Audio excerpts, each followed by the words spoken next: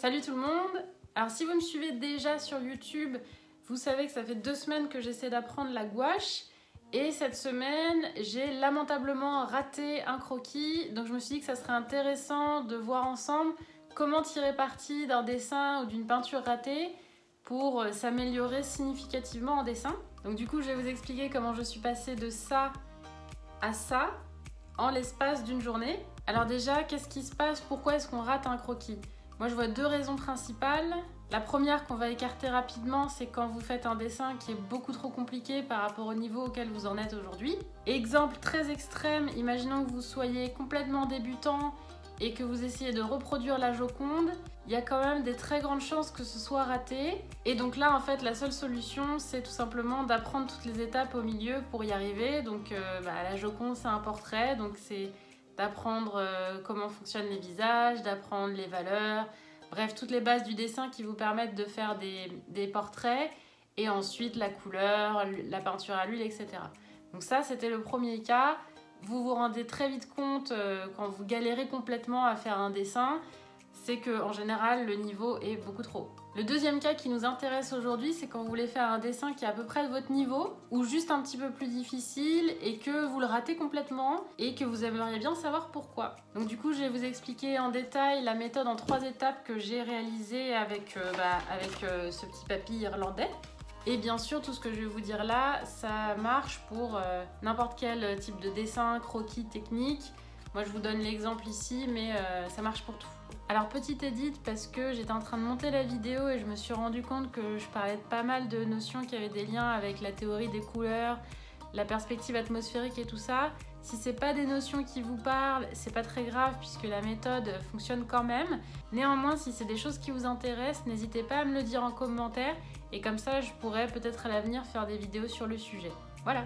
Alors pour vous expliquer comment j'ai fait, je vais vous prendre l'exemple de ce croquis-là, mais bien sûr ça fonctionne pour n'importe quel type de croquis ou dessin. Je vais juste essayer d'en extraire une méthode globale. Quand j'étais en train de peindre et que je me suis rendu compte que ça allait dans un endroit que je n'aimais pas du tout, j'ai décidé en premier lieu de faire une pause. Faire une pause, ça vous permet en fait d'un peu oublier ce que vous avez fait et quand vous revenez dessus 1 heure ou 2 après, ça vous permet d'avoir un œil neuf et de mieux voir tous les défauts. Donc ensuite, après avoir fait cette petite pause, en regardant ça, la première chose que je regarde, c'est l'impression générale du dessin. Moi, ce que je voulais avec ce croquis-là, c'était de donner une impression de sérénité, d'espace et d'été, et on n'y est pas du tout. Je trouve que tout est très étriqué. Je trouve qu'il y a beaucoup de coups de pinceau saccadés qui rendent l'ambiance un peu anxiogène et pas du tout sereine. Et voilà, je trouve que les couleurs font pas du tout été non plus. Donc voilà, ça n'a rien à voir avec ce que je voulais faire. Donc à partir de là, il y a pas mal de choses qu'il faut que je change. Donc la deuxième chose que je regarde, ça va être la composition de mon dessin. Donc là, j'avais fait le petit papy, je l'avais fait en très grand parce que c'était un petit peu l'élément central de mon dessin. Mais bon, je trouve que du coup, je préfère qu'il soit un peu plus loin pour augmenter l'espace. Pareil, le chemin, je l'ai fait trop étriqué, donc je pense qu'il faut que je le fasse plus grand par rapport au papy. L'arbre au fond, quand on regarde bien, il est quasiment aussi grand que les autres autour. Donc ça contribue un peu à l'aspect étriqué que j'aime pas. Et voilà, donc ça c'était pour toute la partie dessin que je vais recommencer. Donc la troisième partie que je vais regarder, ça va être la partie technique pour justement résoudre tous les problèmes d'impression dont je parlais au début. Alors quand je parle de technique, je vais beaucoup parler ici de couleurs et de valeurs, mais c'est vrai que ça peut être aussi, dans votre cas, si par exemple vous dessinez des humains, ça peut être l'anatomie. Si vous dessinez des bâtiments, des objets ou même d'autres paysages, ça peut être la perspective. Voilà, ça va vraiment être tous les aspects techniques que vous avez utilisés dans le cadre de votre dessin à vous. Donc là déjà, les arbres, il y a beaucoup trop de détails, ils sont beaucoup trop présents, ce qui fait qu'on oublie un peu le grand-père et c'est pas ce qu'on veut. Donc, et puis en plus, ils ne ressemblent pas à des arbres parce que c'est un peu le bazar. Donc ce que je vais faire, c'est que je vais simplifier ces arbres-là et essayer de faire en sorte qu'ils aient une forme un peu plus d'arbre. Là, les buissons ici, pareil, les coups de pinceau sont très saccadés et donc je trouve que ça rajoute l'aspect un peu trop dynamique et un peu anxiogène. Et voilà, donc encore une fois, il y a trop de détails sur cet arbre-là, donc on va enlever des détails. Et donc toujours dans la peinture, moi ce que je vais regarder, c'est les couleurs. Donc si pareil, c'est du noir et blanc, vous pouvez regarder les valeurs, mais vous ne pourrez pas regarder les couleurs. Moi, je vais regarder les deux. Les valeurs sont à peu près correctes, sauf le chemin qui est beaucoup trop sombre. Et au niveau des couleurs, comme je disais, je trouve que ça fait beaucoup trop froid. En tout cas, les arbres ici, et donc ça fait pas assez été. Pareil pour le ciel, on dirait un petit matin de printemps, c'est beaucoup trop clair. Et lui, par contre, il a l'air trop proche, donc je vais essayer de l'éloigner aussi avec les couleurs. Bien, donc maintenant qu'on a fini l'analyse, c'est là où vous allez pouvoir refaire la peinture. Donc j'ai pas filmé ce que j'ai fait, mais je vais vous expliquer comment je l'ai fait. Alors premièrement, au niveau du dessin, j'ai revu la composition. J'ai fait le chemin un peu plus bas et beaucoup plus large par rapport au grand-père. Le grand-père, je l'ai mis un peu plus au milieu pour justement garder cette impression d'espace et que c'est une scène et que c'est pas juste centré sur lui. Comme je disais, j'ai rapetissé l'arbre qui est ici.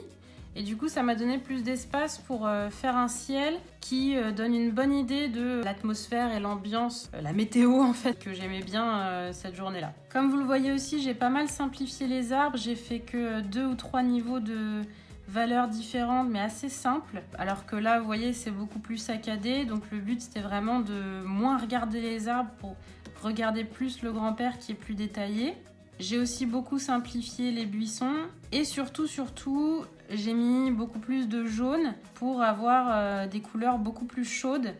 Là, vous voyez, les reflets sont très froids et là, je suis restée dans des couleurs chaudes pour avoir vraiment cette ambiance d'été. Pour l'arbre au fond, j'ai rajouté du bleu pour donner cette impression de distance. Donc ça, c'est une technique de peinture, peut-être qu'on en parlera plus tard, mais voilà, c'est ce que j'ai fait. Et pareil, là, j'ai fait un bleu un petit peu plus foncé. Alors, c'est pas un bleu flash parce qu'on n'est pas en Grèce, on est en Irlande. Donc, j'ai fait un bleu quand même assez pâle, mais vous voyez, il y a quand même une grosse différence pour que ça fasse plus ciel d'été. Et après, j'ai rajouté des ombres d'arbres et de nuages pour vraiment qu'on regarde cette partie-là qui est beaucoup plus claire avec le papy. Et j'ai aussi changé la couleur du chemin qui est un petit peu plus intéressante, qui reflète un peu plus aussi le bleu du soleil, en mettant quand même quelques touches de chaleur avec de l'ocre et tout ça pour le côté été. Du coup, voilà, je trouve qu'il y a une grosse différence entre celui-là et celui-là. Surtout au niveau des arbres, j'aurais vraiment appris à mieux comprendre comment faire les arbres, comment jouer avec les couleurs chaudes, les couleurs froides, plein d'autres choses qui ont été apprises parce que j'ai pu analyser et recommencer la peinture parce que je l'avais ratée. Donc je suis plutôt contente. Voilà, j'espère que cette vidéo vous aura été utile. Dites-moi dans les commentaires si vous avez des questions ou des remarques. Mettez un petit pouce bleu si vous avez aimé, si c'est le genre de sujet que vous aimeriez voir plus souvent. Si vous voulez voir Papy et beaucoup de mes autres dessins, tout se trouve sur mon Instagram. Et d'ici la prochaine vidéo, salut!